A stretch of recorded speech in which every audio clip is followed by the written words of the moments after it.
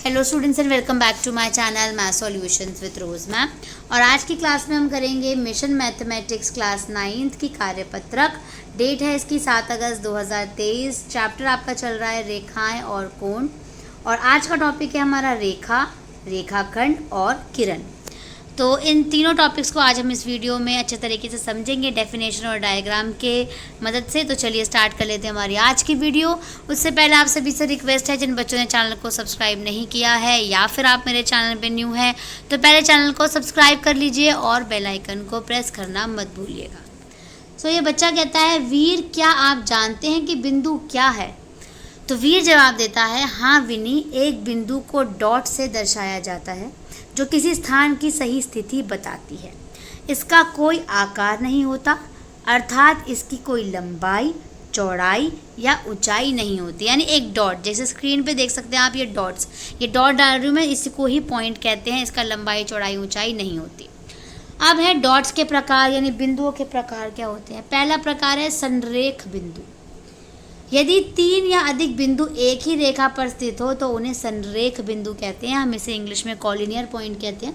जैसे सपोज बेटा ये एक लाइन है, इस लाइन में अगर यहीं पे पॉइंट ए है और इसी लाइन में पॉइंट बी है, इसी लाइन में पॉइंट सी है, इसी लाइन में पॉइंट डी है, तो हम इनको संरेख बिंदु कहेंगे। दूसरा है असंरेख बिंदु। यदि बिंदु एक ही रेखा पर स्थित नहीं होते तो उसे असंरेख बिंदु कहते हैं। तो इसका उल्टा ही हो गया संरेख का।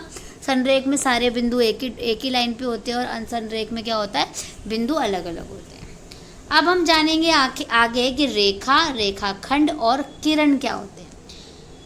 रेखा, उसकी परिभाषा जानेंगे और फिर उसका डायग्राम वो बनती कैसे, दिखाई कैसे देती है। रेखा एक सीधी व एक आयामी आकृति होती है जिसमें कोई मोटाई नहीं होती और ये दोनों दिशाओं में अंतहीन, अंतहीन का मतलब हुआ एंडलेस, जिसका कोई अंत नहीं है, रूप तक जा सकती है। एक रेखा का कोई अंतिम बिंदु नहीं होता। यानी एक लाइन हमने ड्रॉ करी और इसके दोनों तरफ एरो लगाने का मतलब है इसको दोनों तरफ से बढ़ाया जा सकता है। ये कभी भी ख़त्म नहीं होती है, इसका कोई एंड पॉइंट नहीं होता। दूसरा हम जानेंगे रेखाखंड के बारे में।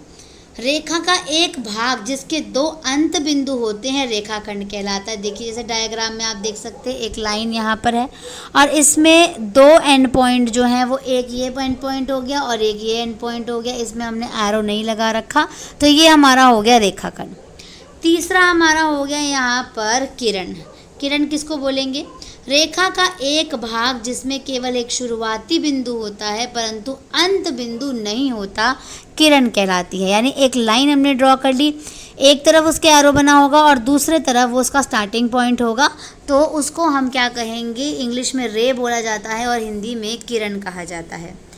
अब क्या आप इनमें अंतर कर सकते हैं, रेखा, रेखाखंड और किरण में? जी बिल्कुल कर सकते हैं। अब इसका मिलान करना है, मैचिंग है। रेखा जो है बेटे, रेखा का आंसर ये है रेलवे ट्रैक। यानी रेलवे ट्रैक की जो लाइंस है वो कभी मिलती नहीं है, पैरेलल चलती जाती हैं और उसका कोई अंत भी नहीं है ना। ऐसे रेखाखंड, यहाँ पर इसका अंत दिखाई दे रहा है आपको, 2 एंड पॉइंट्स है तो ये रेखाखंड हो गया, 2 अंतिम बिंदु हैं। और तीसरा है किरण, तो किरण का आंसर ये हो गया। तीसरे का आंसर ये है, दूसरे का ये है और पहले का ये।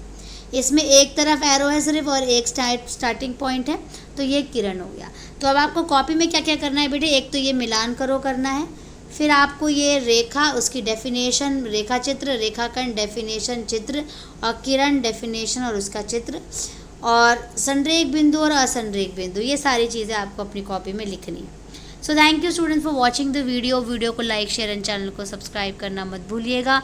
फिर मिलेंगे हम नई वीडियो में नई वर्कशीट के साथ।